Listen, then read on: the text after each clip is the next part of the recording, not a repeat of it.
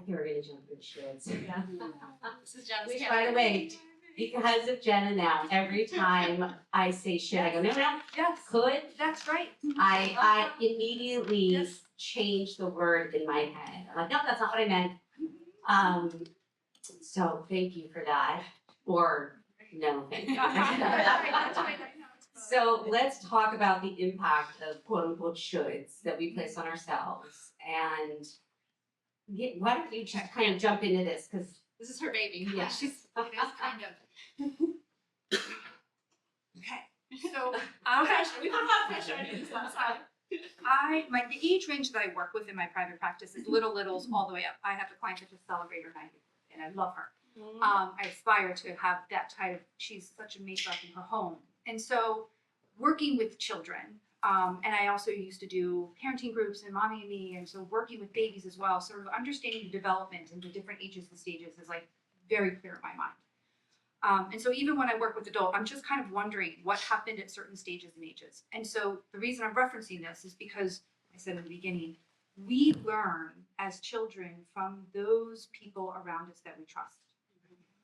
And oftentimes this word in of itself should isn't like bad.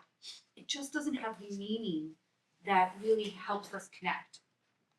The word should deposits into like a subconscious reservoir of like good, bad, right, wrong.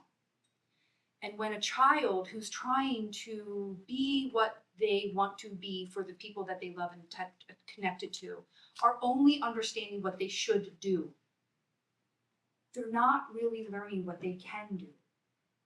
And they're not really learning good habits. They're learning this sense of pressure. Shame, I did it bad. Blame, you do bad, teacher.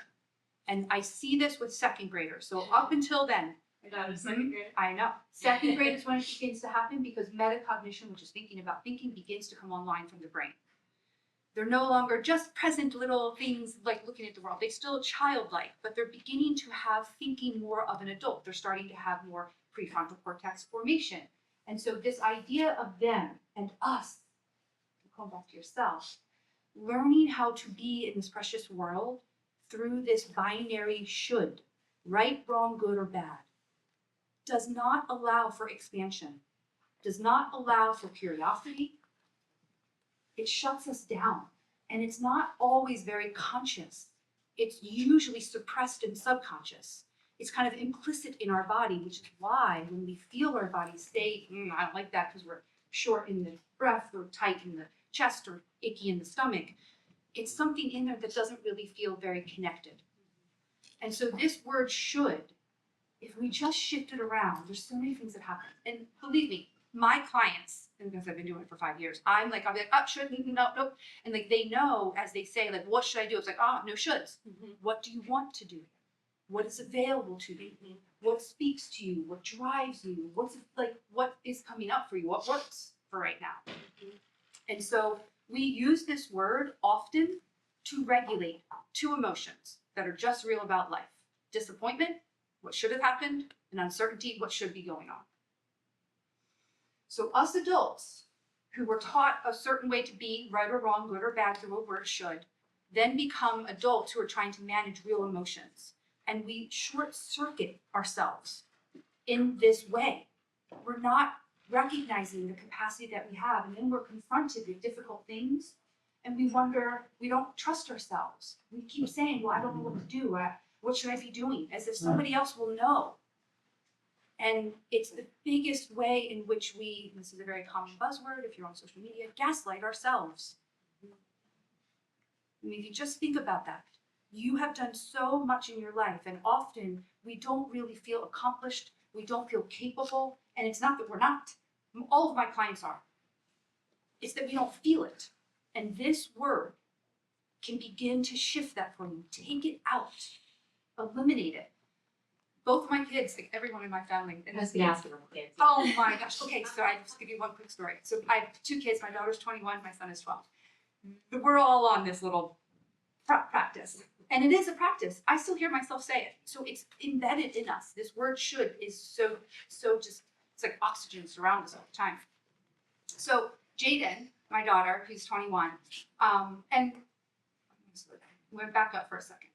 I work with the young professionals as well, right out of college. And that's a big time where we as adults could see them having all this possibility. They don't feel it. They feel incredible pressure, deep uncertainty. And so what they say over and over and over again to themselves is, what should I be doing? And the question is beautiful, but answered through the should disconnects them from their own knowing. And so it's really about moving that out and letting them sit with the idea that there's a lot of possibilities and that can feel overwhelming. So let's break that down. So going back to my daughter, she's 21, it was at Christmas time, and she wanted to get a watch. And we were going through this and looking at the watches, and she's like, Mom, you really should get one. And she's like, literally in the sentence, I don't think she got to say get one. She said, you should get, and she stopped. She's like, no, how can I say that? And I sat there, we were on the phone, and she's like, no, you deserve one. Right. And just so you know, receiving that, hearing that I deserve something, for those of you who grew up in homes where you weren't allowed to want what you want, you get emotional about this, that you might have been selfish, too demanding, too materialistic, Too much. too much. To hear that I deserve something was powerful. However, the real impact was on her, because she said it. She's like, it just felt nice to say that. And so I really believe some of this practice is allowing us to get very connected to what's always been there, which is our heart and our love. And when we give connection and support to anyone that we care about, whatever position we have in life, whatever role that is, it's not what someone should do. It's what you think could work for them, right? You deserve to have some time to yourself. It's not you should take care of yourself. That deposits shame and blame. So really, us as parents, us as professionals, really be conscious about this word, and as often as possible, reframe it, eliminate it. And I was substituting the word good, but I need more. Yes, but it is. It's a lot. It's an exercise. It brings you into presence. It brings you into, like, you're just in the whole here and now. Like, I would hear that from Eckhart Tolle. I'm like, okay, here and now. All right, I'm here now. But that word should. I'm not the here and now. I'm in my mind. The here and now is when I connect into it. So it's not like, what should we do for dinner? It's like, what are you thinking for dinner tonight? Yeah. It just feels different. Yeah.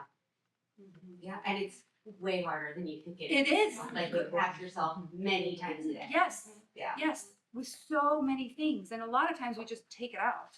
Yeah. But other times it's reframing it to really connect into, what are we thinking? What's working for us? What are you in the mood for?